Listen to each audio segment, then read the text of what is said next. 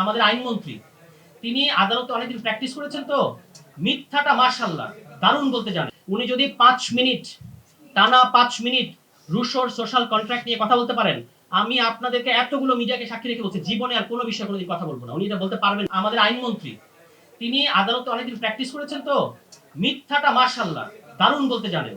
এবং সরি, মিথ্যা বললে আবার সমস্যা আছে, ওনাদের সংসদীয় ভাষা হচ্ছে অসত্য। ওনারা অসত্য কথাটা উনি কিভাবে বলেছেন? উনি বলছেন বিরোধী দল ওই গ্রুমের যে অধ্যাদেশ, এই অধ্যাদেশে নাকি বিরোধী দলের এমপিরা পড়েন নাই। আপনি নিজে পড়েন নাই, আমি চ্যালেঞ্জ করে বলছি আপনাকে। আপনি যদি পড়তেন, আপনি দেখতেন যে ঘুম অধ্যাদেশের মধ্যে লেখা আছে যে সর্বোচ্চ শাস্তি মৃত্যুদণ্ড। আপনি কিভাবে বললেন যে সেখানে 10 বছরের শাস্তি দেওয়া আছে এবং এটা নাকি অবিচার করা হবে ঘুমের ভিকটিমদের সাথে? তারা এখানে দেখবেন দুটো অসত্য কথা তিনি বলেছেন। এক নম্বর কথা, যে 1973 সালের যে আইসিটি অ্যাক্ট, মানবতা বিরোধী আইন, সে আইনে নাকি গুমকে সংজ্ঞায়িত করা হয়েছে। কিন্তু সেখানে কোন গুমকে সংজ্ঞায়িত করা হয়েছে? যেটা সিস্টেম্যাটিক এবং ওয়াইড স্প্রেড গুম। কিন্তু একটা বিচ্ছিন্ন সুনির্দিষ্ট একটা গুমের ঘটনা, যেটা সাম্প্রতিক বিগত রেজিমে আমরা দেখেছি, এই ঘটনার এটাকে অপরাধ হিসেবে আমলে নিয়ে এটার তদন্ত এবং এটার বিচার করার স্কোপ ওই মানবতা বিরোধী আইনের মধ্যে নাই। আপনি আইনমন্ত্রী হয়ে এটা বোঝেন না? না বুঝলে আমাদের কাছ থেকে শেখেন। দ্বিতীয়, তিনি যে অসত্য কথাটা বলেছেন সেটা হচ্ছে ওই যে মৃত্যুদণ্ডের বিধান নাকি এই ইয়েতে নাই, আপনার এই যে নতুন যে অধ্যাদেশটা যেটা বাতিল করে দিচ্ছে সেখানে নাকি নাই। কিন্তু সেখানে তো পরিষ্কার ভাষায় ওই 4 নম্বর অনুচ্ছেদের মধ্যে বলা আছে যে সর্বোচ্চ শাস্তি হবে মৃত্যুদণ্ড। শুধু তাই না, যাবজ্জীবনও হতে পারে। তো আপনি এই সামান্য জিনিসটা পড়লেন না, সবাইকে হবস লক করতে বলেন। লকও উচ্চারণ করতে পারেন না উনি, লক্স বলেন। লক্স বলতে কেউ নাই পৃথিবীতে। লক আছেন, জন লক, একজন বিখ্যাত দার্শনিক। এবং আমি আরেকটা প্রোগ্রামে উনাকে চ্যালেঞ্জ করেছিলাম, উনি যদি 5 মিনিট টানা 5 মিনিট রুশোর সোশ্যাল কন্ট্রাক্ট নিয়ে কথা বলতে পারেন, আমি আপনাদেরকে এতগুলো মিডিয়াকে সাক্ষী রেখে বলছি জীবনে আর কোনো বিষয়ে কোনোদিন কথা বলবো না। উনি এটা বলতে পারবেন না। ওই সোশ্যাল কন্ট্রাক্ট শব্দ ছাড়া উনি আর কিছু জানেন না।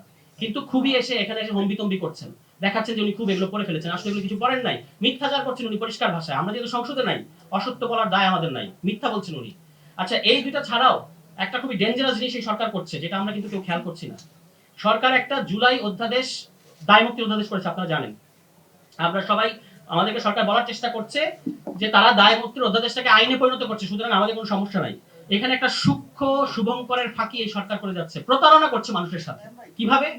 তারা ওখানে বলেছেন একই সাথে মিলিয়ে পড়বেন যে মানবাধিকার কমিশন অধ্যাদেশটা কিন্তু তারা বাতিল করছে, যার মানে হচ্ছে যে আপনি আইন শৃঙ্খলা বাহিনী যদি কোনো অপরাধে জড়িত থাকে, সেটার তদন্ত বা বিচার কিন্তু মানবাধিকার কমিশনার করতে পারবে না। আচ্ছা, এবার জুলাই অধ্যাদেশে আপনি কি বলেছেন? এখানে পুলিশের সাথে জুলাইয়ে যে সংঘর্ষ হয়েছে, পুলিশের সাথে জনগণের যে এনকাউন্টার, এটাকে দুটো ভাষায় ব্যক্ত করা হয়েছে। এক নম্বর ভাষা একটা রাজনৈতিক প্রতিরোধ, আরেক নম্বর ভাষা হচ্ছে সাধারণ অপরাধ। এখন কোনটা সাধারণ অপরাধ? আপনারা অধ্যাদেশটা আবার ভালো করে পড়ে দেখবেন, কোনটা সাধারণ অপরাধ, কোনটা রাজনৈতিক প্রতিরোধ, এটা কে ফয়সালা করবে? এখন যদি এই মানবাধিকার অধ্যাদেশ কমিশনটা থাকতো, এটা মানবাধিকার কমিশনের করার কথা নিরপেক্ষভাবে। কিন্তু এই অধ্যাদেশটা বাতিল করে দেওয়ার কারণে পুরনো যে মানবাধিকার কমিশনের যে আইনটা আছে 2009 সালে, এটা কিন্তু ফেরত আসছে। এবং সেই আইন অনুযায়ী আপনি আইন শৃঙ্খলা বাহিনীর বিরুদ্ধে মানবাধিকার কমিশন কোনো তদন্ত করতে পারবে না। এটার মানে কি? কোনটা রাজনৈতিক প্রতিরোধ এবং কোনটা সাধারণ অপরাধ, এটা কে ফয়সালা করবে? পুলিশই করবে। পিওর কনফ্লিক্ট অফ ইন্টারেস্ট, অর্থাৎ সরকার নিজের কাছে সূক্ষ্মভাবে এমন ক্ষমতা রাখছে যে প্রয়োজনে তারা যে কোনো কাউকে এটা দিয়ে হয়রানি করতে পারবে। কিন্তু তারা আবার আপনাকে আমাকে বলবে যে আমরা তো জুলাই এটাকে অধ্যাদেশকে দায় মুক্তি দিয়েছি। ফলে এই জিনিসটা আমাদেরকে খুব পরিষ্কারভাবে খেয়াল করা উচিত যে সরকার এখানে খুবই সূক্ষ্ম পর্যায়ের একটা 2 নম্বরই আমাদের সাথে করে যাচ্ছে।